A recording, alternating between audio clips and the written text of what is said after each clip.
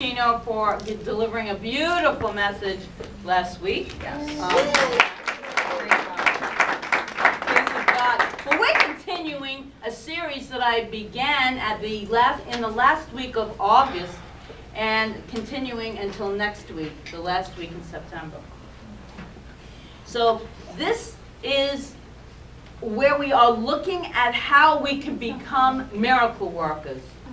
And we're following the Master Miracle Worker's words, which are, these things and more you can do. Very powerful. We are doing this by looking into the 12 conditions of a miracle, which is merely a sequence of cause and effect. We know how the law of cause and effect is always working. That's what this is. It's setting up the universal law, which always says yes, into motion for a specific purpose. These 12 conditions or states of consciousness were taught to us by Jesus when he performed the miracle of feeding the thousands with just a few loaves of bread and 2 fish. In the course of that miracle, there were 12 specific conditions or states of consciousness that he established, and that's what we're learning from the book that I have here. We learn this when we delve into the deeper meaning of the passage as revealed in the original Greek language. So up to today we've explored 7 of the 12. So today we're going to look at the miracle conditions 8, 9, and 10. And next week I'm going to have an insert in your bulletins with all 12 so that you can then remember them all and apply them all at the same time. So reading from Matthew chapter 14 verse 19, which we explored 2 weeks ago, we now add 2 simple words that bring us to condition 8. And it was, and he ordered the people to sit down on the ground. That was condition number 6 if you were here. If not, we're on YouTube. Watch them all. And he took the 5 loaves of bread and the 2 fish, and he looked up to heaven, that was condition number 7, and blessed them. Now that's what we're going to talk about today. Bless them are words that activate. This is condition number 8. It's the activating condition. The Greek word used that was translated into blessed or blessed in the traditional passage can indeed mean being blessed, but it also means to praise, to speak well, to give thanks for. To give thanks for this, that gratitude. The mindset that calls forth miracles is the mindset of gratitude. Gratitude. And I think that you knew that at some point gratitude would have to come into these 12 conditions because it's so key to manifesting what we want in our lives. We must be grateful for what we already have. Author Sarah Ban Breathnach once wrote, "Every time we remember to say thank you, we experience nothing less than heaven on earth." And Ernest Holmes wrote in his Science of Mind book, "In everything, give thanks. An attitude of gratitude is most salutary and bespeaks the realization that we are now in heaven." So we're either in heaven or hell in our own lives by what we're thinking, what we're giving gratitude for or not. Charles Fillmore, and this is really great. He and his wife Myrtle Fillmore founded Unity, and he wrote this in his book on prosperity. "Be thankful for every blessing that you gain. This will keep your heart fresh. Our true thanksgiving may be likened to rain falling upon ready soil, refreshing it and increasing its productiveness. When Jesus had only a small supply, he gave thanks for the little that he had. This increased that little into such an abundance that a multitude was satisfied with food, and much was left over. Blessing has not lost its power," he says, "since the time Jesus used it. The same power of multiplication is in it today. Praise and thanksgiving impart the quickening spiritual power that produces growth and increase in all things. Remember that we're in this universal place that is always growing, that is always through the law of increase. How cool is that? It's always becoming more of itself. And so, as we are creations of this one life, we're always becoming more of ourselves. And the more in alignment we are in our awareness of knowing that there is a God within each and every one of us, there is a presence, a divinity, a spirit, an intelligence. As Patty says, billions and trillions of cells in each one that knows everything. Everything we ever need, we already know. But we've got to tap in, we've got to go within, and we've got to really connect with that and give thanks for that. Miracle workers, which we all are, we're all miracle workers. Say, I am a miracle worker. I am a miracle worker. Okay. Speaking the word, and especially after I am, is very significant, very powerful. So miracle workers are invariably filled with gratitude. They eat, sleep, and breathe gratitude. Miracle workers experience every event and every moment in profound appreciation. Miracle workers even give thanks for all the experiences in their lives, knowing that they all come together for good, even if they feel challenging in that moment. Because we've talked about, because this is the practical spirituality that we have here, and we've talked about the ups and the downs and the ins and the outs of life. Life happens. Stuff happens to all of us. No one is left out of that. But if we can, at the same time, remember to align with the power for good that we cannot harm, that has no challenges, that is for us, and that is within each and every one of us, as well as all that is, the omnipresence of Spirit itself.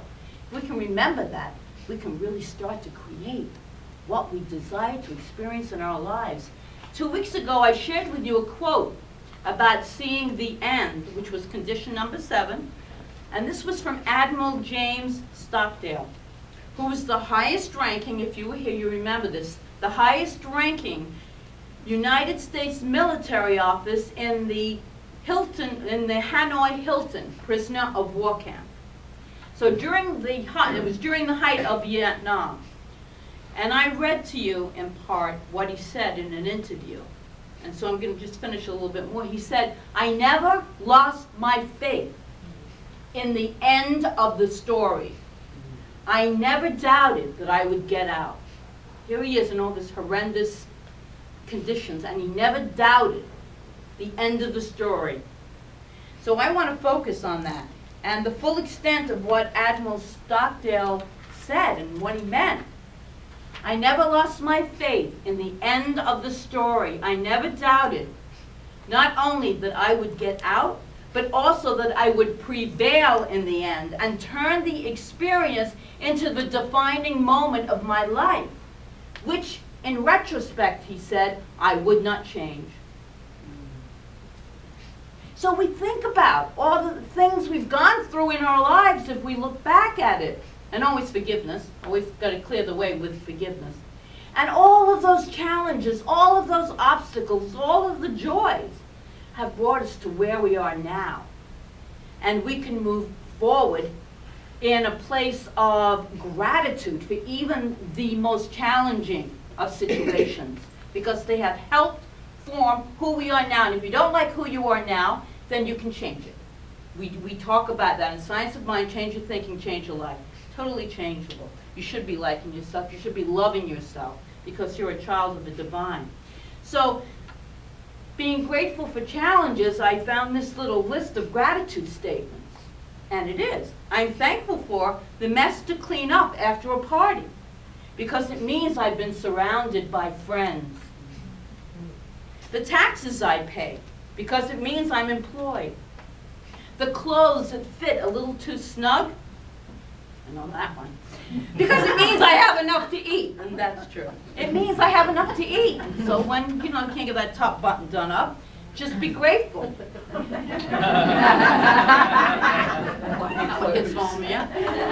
the complaining I hear about our government, it means that we live in a free country. So we can complain all we want. In other countries, you might be shocked at that. The lady behind me in church who sings off key. It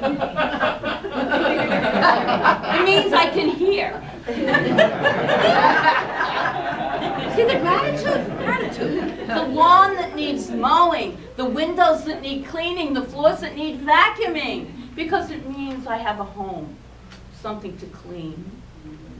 My huge power bill, because it means I'm both warm enough and cool enough.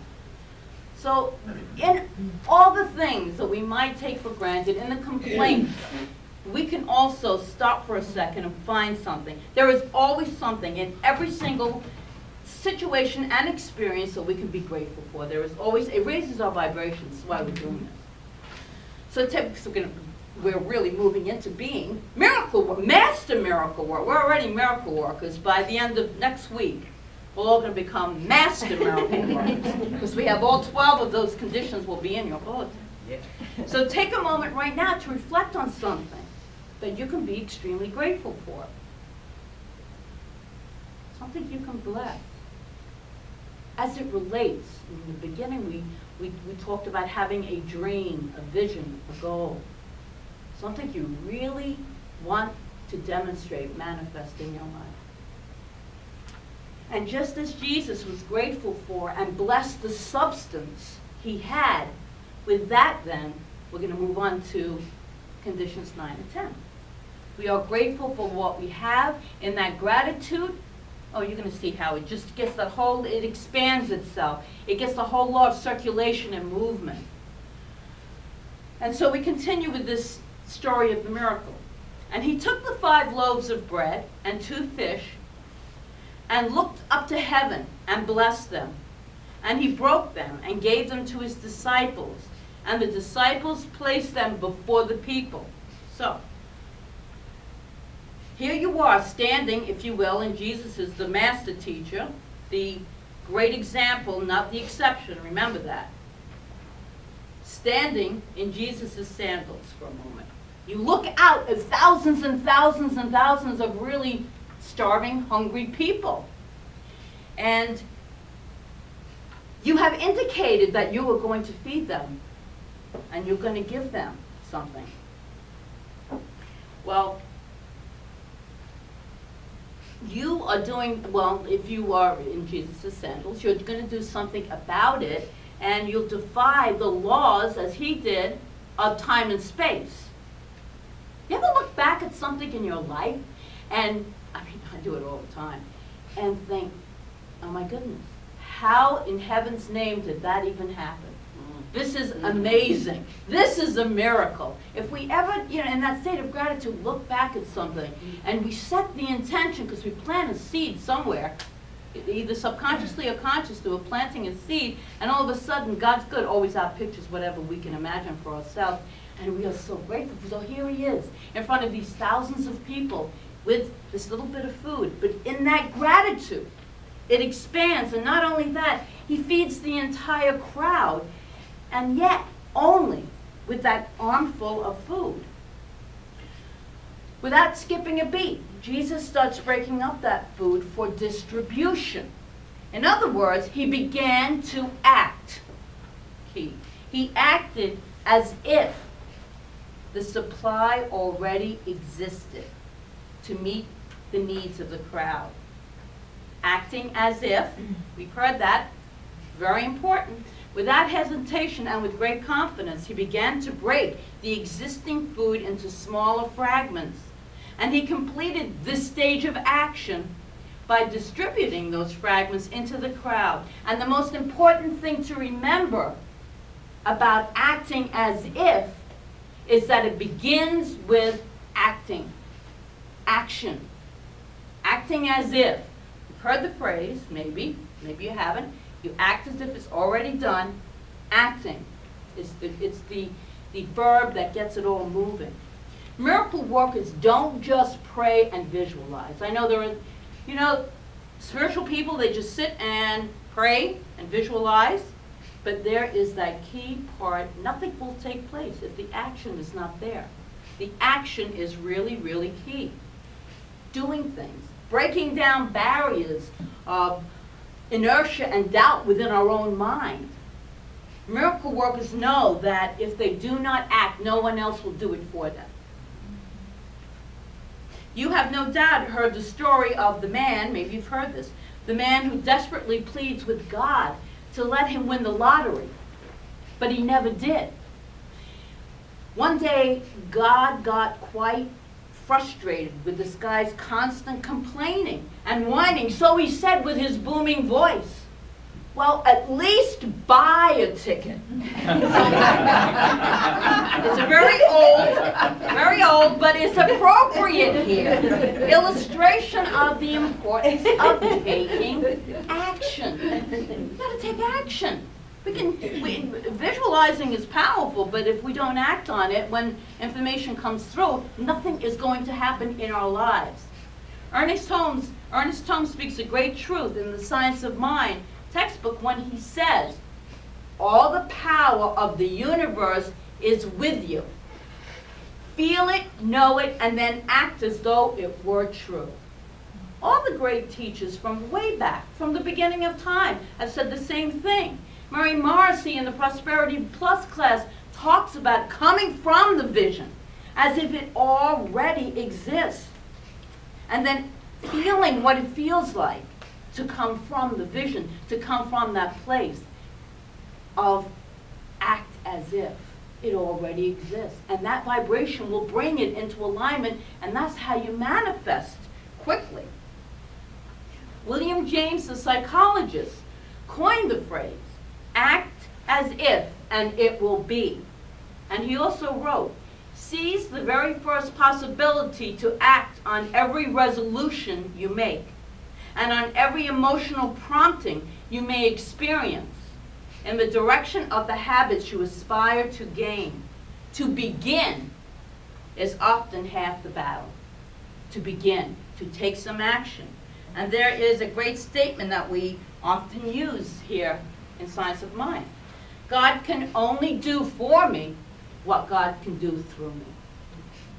So, think about that idea. The activity of God is expressed by providing us with unlimited good.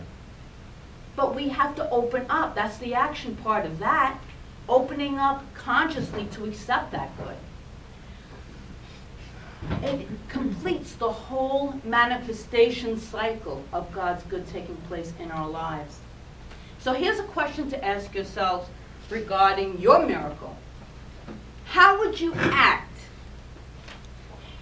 How would I act if I didn't think my desires were impossible? How would I act if I didn't think my desires were impossible? How many times have you said to yourself, well, I'm going to do this and this, but then you kind of thought, well, that's impossible. There's no way I'm going to do it. Act as if it were possible. How would you act? Get those actions into, and the imagination of what it feels like to actually be in your dream, your vision. We go into great depth about coming from the vision, which is what I talked about Mary Morrissey. A lot of times we have set up, we do this, unconscious areas of possibility in our lives.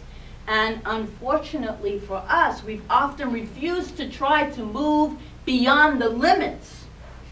We've drawn a box around what we can do or can't do, and where we're safe and where we're stepping out. Whoa. Well, in that unknown, that's where the good of God is. That's where the universe rushes in to fill in your desires. A lot of times we've set these unconscious areas of possibility, and often we refuse or even try to move beyond the limits. But these limits that we think exist, we think they're real. There's no such thing as a limit. Only in our mind is there a limit. Only what we believe is limiting us. So people believe all the time to believe in the limits of what is possible and what is impossible. And so the impossible can become the possible. And then I think of the Olympic athletes. For years and years and years, the record for, you might have heard this, for running a mile was 4 minutes. And that's it. It's impossible to break this. It's physically impossible, cannot be done. Then in 1954, a young man named Roger Bannister didn't buy that. And he crossed the finish line in 3 minutes and 59 and 4 seconds. He broke the 4-minute mile barrier. And we could think, well, he just was in this incredible physical condition, the wind was with him, whatever. But this is the interesting part about his breaking the impossible barrier. In almost no time at all, that mile was run under 4 minutes, 66 times by 26 different athletes. So he broke down the belief in this impossible barrier. And that's what we can do in our lives when we step out and trust that there is a power for good that is supporting us, that is guiding us, and is pure intelligence. Okay, so now we're going to move to condition 10. That is called engaging the cycle. The miracle of the loaves and fish is characterized by a circular flow of energy and resources. And as condition 1 through 9 were established, energy flows through the miracle worker. We know it's cyclical. We know that energy is cyclical. So in the 10th condition, the miracle worker causes the incoming flow to circle back so that it travels out away from him. And the passage in Matthew tells us, he gave them, meaning the broken pieces of food, to his disciples. He gave them to his disciples, and his disciples placed them before the people, the food. He returns the food to the disciples, and the disciples give it back to the crowd. This sets up the current cycle. This current cycle, the manifestation process occurs while energy is looping back. It's the law of circulation. So as Patty so perfectly stated, as you are giving, and Audrey, you are receiving. So as we give, we receive. And as we receive, we give. Then we're in the flow. We have to be able to take both in. I know many people that are unable to receive. They don't mind giving. They'll give. They'll give everything that they are. But don't give it back to me. So it's got to be in balance, the giving and the receiving. Remember how the miracle began and ended with Jesus going away alone. The first condition was the desert. We talked about that, which meant in meditation, to that still small voice, to that place that's silent, so that we are open. We are open to the divine influx of good. So Dr. Todd Michael, who wrote the book, 12 Conditions of a Miracle, wrote, every enlightened person in history has tried to tell us that we receive as we give. It will always be true. It's the law of nature. It will always be true. What goes around comes around. We reap just as we sow, and we give, so we shall receive. There is one important exception, he says. When we constructively establish a circular current in conjunction with other conditions of the miracle, there's 12 of them, resources can actually multiply, become more, as they pass through the circuit. Seeds that are sown by miracle workers can grow many times over to produce an enormous harvest. So when we are doing our prayer work, we're seeding the universal law, and we're going to get back, if we're open and receptive, so much more than we even imagine. Because remember, God's good at pictures, anything we can hold in our own mind. But we have to have a mental equivalent of what we want. And then that goes into this substance of the law, which is all part of divine intelligence, and comes back as the condition in our lives. That's how it works. This phenomena of multiplying happens as electricity, which we know there's a law of electricity, flows through a transformer.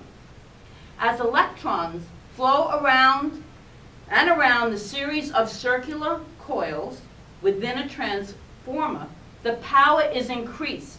The voltage of the electricity that emerges from the transformer greatly exceeds the voltage of electricity that enters. So the idea of activating the cycle sets up a synergy, the power, the total is greater than the sum of the parts. And it's like when we're in our classes. We could sit at home at any time and read a book, right? We read the book, okay, really inspired, great book. But when we're in class and we're really doing our discussion and talking about the book, it's all the different people coming together in the group that makes the whole experience of this book so much greater. So it's so much greater than we can ever imagine when we just do it ourselves. So to activate this condition in your life, when you receive, look for ways to give back. Work on it till it becomes a reflex. Keep it going. Keep it going. If you can't return it to the person who gave it to you, give it to someone else. And we have that phrase, pay it forward. That's what it actually means, to seed our future. Pay it forward, acts of kindness. Another really important thing about cycles is to remember that all growth occurs in cycles. Consider the growth rings of a tree. Even the greatest tree in the forest has weathered droughts. Honor the ebb tides. When the tide goes out, don't panic. It's going to come back again. Don't ask, what's wrong here? What did I do wrong here? How did I fail here? Instead, we can ask, how does God want to express more fully in my life here? What is it that I need to learn here? There is a lesson in every single experience that we have. But we activate the law by just asking that in our minds. What do I need to learn here? And you may not feel like a master miracle worker yet. But don't let that stop you from opening your consciousness to these 10 conditions that we have described. Don't let that stop you from diligently establishing these 10 conditions through practice. Always practice. And we will move from the state of being a novice to the state of a master, because that's the way it works. When I studied martial arts, it wasn't about, getting to the black belt level. That just occurred naturally. But remember, if any of you studied martial arts, and you just came to me, you started a white belt, you don't even know how to move one step in the right way. You just don't even know. The brain is not used to it. But then after a few months, a few years, you start to really flow, and you start to be able to do some amazing things because you have practiced. So with all of these 10 spiritual conditions or states of consciousness, it's all about practice. And it's all so that we can really manifest what we want to experience. Joy, freedom, abundance, love in our lives. So join us next week for the powerful close. It will be powerful, and that's when you all become black belts of this spirituality.